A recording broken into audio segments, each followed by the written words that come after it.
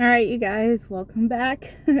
I guess this is just gonna be like Friday car vlogs.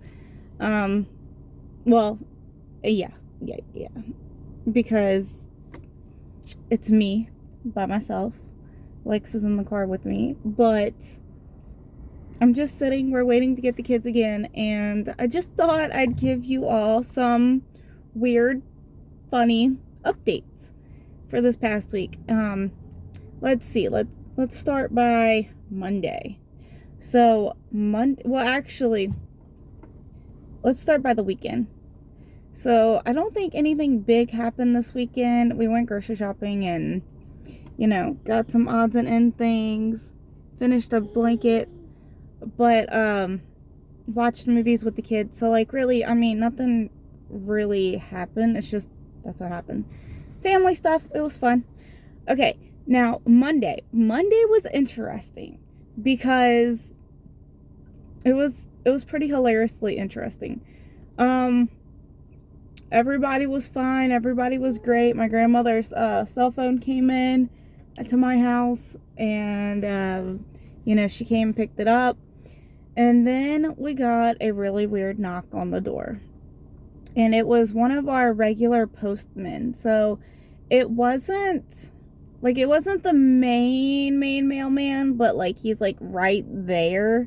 I want to say he works the same route as the main guy, maybe a couple of days shorter, like maybe one or two less weeks, like if that makes any sense. So he's like one of the main ones, but I usually see the other guy a lot more than him, if that makes any sense. So anyways, he comes knocking up on my door, and he's rude and hateful, and he was telling Daniel that we need to change our address because our address is incorrect. Well, the address has been our address for over 150 years on the property. It's been in my family since the 80s, early 80s, and then now it's ours for the past 3 years. So, and I've lived at that address for almost 26 years. Like my family, my grandparents still own the house even though they moved. So like, and I was raised by the same grandparents. So, we moved out there when I was 13. I moved back there when I was 24. 24? Yeah. Right before my 25th birthday. So, or before my 25th birthday. So anyways, he comes to my house and he's like, you need to update your address. And then I was like, hold on, let me handle this because I know more about the house than Daniel does, blah, blah, blah, blah. Trying to figure out what's going on. And I'm the one, like, Daniel can handle things in calm situations. So can I. But when it comes to things that I know more information about, like the property and everything, it's me. So this man, rude and arrogant and hateful and cocky and everything in between, he just straight up decides to have my package in his hand in my mail and tell me, oh, well, he goes, I was going to give it to you, but I'm not going to give it to you because you're not going to update your address. And I was like, I don't want to update my address. I will not update my address. My address is completely fine. And he's like, but yeah, he was like, see, your address is wrong. You don't live, and I'm not going to say my address, but you don't live on this street. You live on this street. And I'm like, I see where you're coming from, but you don't have to be rude and hateful about it. And I physically myself cannot go change an address. It's up to the city, then the county, and then the state, and then the United States when it goes in that order. I have no say-so over changing my address. Same thing like my grandparents. They had no say-so when it came to changing the address. So, with all this being said, I told him, I was like, I'm not going to do that. He goes, well, this is why your packages aren't delivered on Sunday, because the people that fill in for us cannot deliver to your address because it's not a real address. And I'm like, nobody said anything about a package being delivered Sunday. I was fine with it being delivered today. I don't have an issue with that. I get it. I understand it. It's fine. Well, he goes running down the driveway, says that, and I'm like briefing the conversation, by the way. Only like hitting the highlighted points because He was belligerent this whole entire time. So, hitting the highlighted points, he comes and, takes off from my porch with my package and mail, and he straight tells me, while going down the driveway, he said, I'm gonna put that it was delivered. I'm gonna say that's in your mailbox and it was delivered, even though it was not, because we can't deliver to an address that doesn't exist, and like just all kinds of stuff. So I called into USPS, put in a claim, had to call Amazon, put in the claim, because the package that was supposed to fit in my mailbox was a women's pink boot. Okay, my winter boots. So Amazon gets hold of USPS, and USPS then calls me back about this because I called them, and then the same woman spoke to Amazon also. So she was on the case about it. I'm talking to her. She said the same thing I just said. Like, it's not up to me, and he was rude and belligerent, and she said there's no way those packages could have fit. Well, then 2 days ago, yeah, it was like 2 days ago at this point, the guy at our main post office who's in charge calls me and says, hey, situation reverted, blah blah blah. Like, I wasn't told what exactly happened, but he took care of it. That's all I'm gonna say.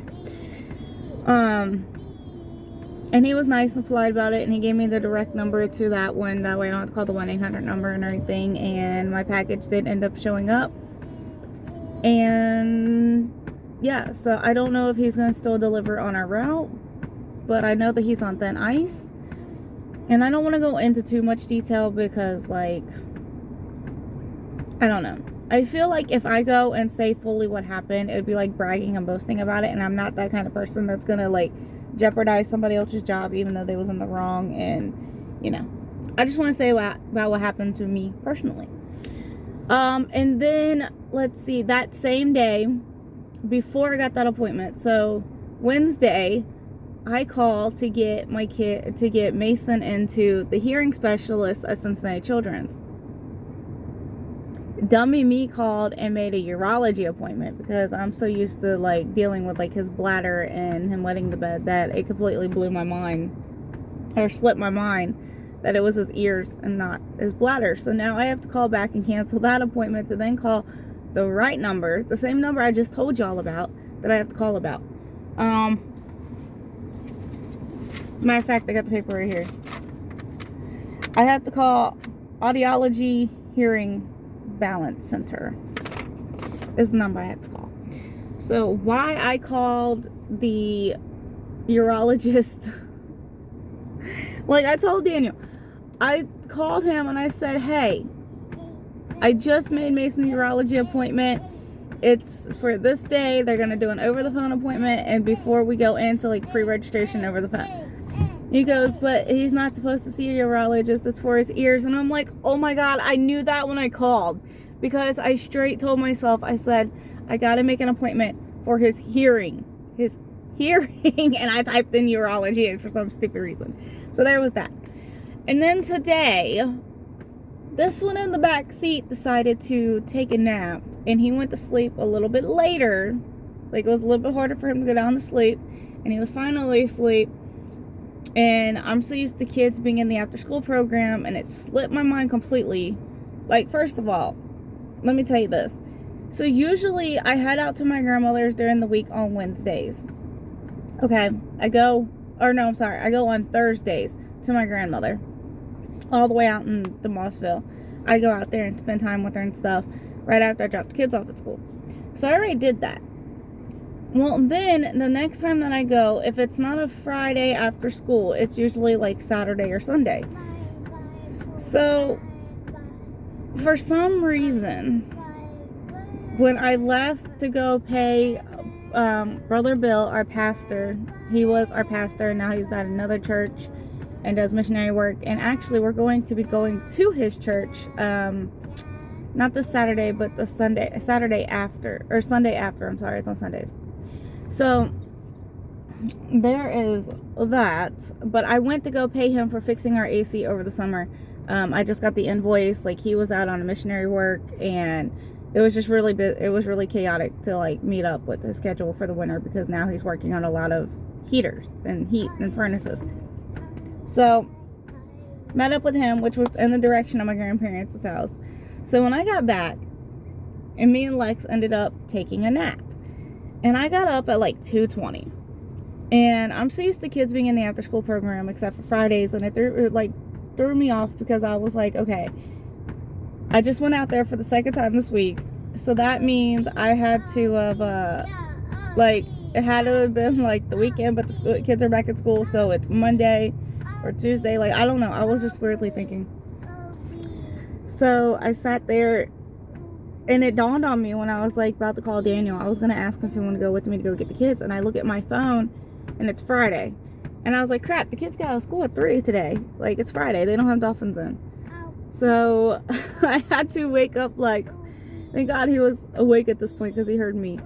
But we like left. In order to get a good spot, you got to get here like 10-15 minutes early to get a good spot. So here I am at the school picking up the kids. So that's my week in a nutshell. It's been crazy, it's been different, it's been everything in between. So as I'm currently sitting here waiting, now people always go up in the gate to pick up their kids and stuff, that's fine, but I got Lex and it's cold, and we were in a rush, and I did not have his shoes because we were in a rush, and like, he's got fitted PJs on. But Mason, okay, so because like, okay, if you don't have siblings in a younger group, like kindergarten and first, you go out with the other kids. If you have older siblings, you go out the door of whatever door your younger sibling is at. That way, you know, teacher you go gather up your siblings.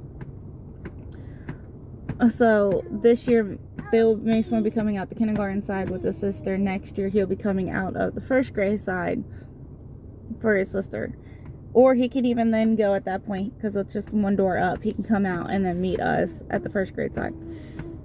So, you know, they can still see me where I'm at. They know the van. They know I'm right here. Teachers know who I am. And Mason actually, the teacher's assistant also does the after school program and knows both of the kids very well, and she spots them very well. So Mason has just as much right as we do to walk up and get his sister. And because when they come outside, they have to raise their hand, and then they have to tell the teacher where their parents at. But Mason, being older sibling, he has just as much right. They go, hey, I'm right here, and they even know my van too, so it's no big deal. And I can sit and keep the car warm for the kids. And actually it works out, because Aubrey's kindergarten teacher was my kindergarten teacher, and she knows like my muscular dystrophy and all that, and so does the teacher's aide. So Mason just came outside, and I had a really bad hangnail. It was weird. Alright, I'm gonna hop off of here and keep an eye out for my kids. So that's my week in a nutshell. Like, I'm not even 10 feet away from, or not, actually, I'm not even 4 feet away from where they come out at, so it's alright, it's good. Alright, I'll see y'all in another video. Sorry for like all the random craziness in my life. It's my life. Alright, I'll let you guys go. Bye.